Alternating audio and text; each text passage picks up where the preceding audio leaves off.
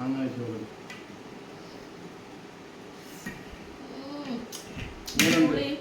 ഇത് കൂടി ഇതെല്ലാം വാങ്ങും. നമ്മളെ വീട്ടിൻ്റെ ബാക്ക് സൈഡ് അറിയാമോ നിൽക്കുന്ന മാവ്, അതിലാണ് മാങ്ങ, ചെറിയ മാവ്. കാറ്റും മഴയും വരുമ്പോൾ എന്തൊരു മാങ്ങയെന്നറിയാമോ, ഭയങ്കരമായിട്ട് തൊഴിയും. ഞാനും അയ്യപ്പനും രാധാകൃഷ്ണനൊക്കെ ഓടും ആ സമയത്ത് മാങ്ങ വറക്കാനോ. അവിടെ ഇഷ്ടം പോലെ തിന്നും, വീട്ടിൽ കൊണ്ടുവരികയും ചെയ്യും. അതുപോലെ തന്നെ ഒരു സ്കൂളിൽ പോകുന്ന സമയത്ത് ഒരു സംഭവം ഉണ്ടായി, ഭയങ്കര രസമാണ് കേട്ടോ.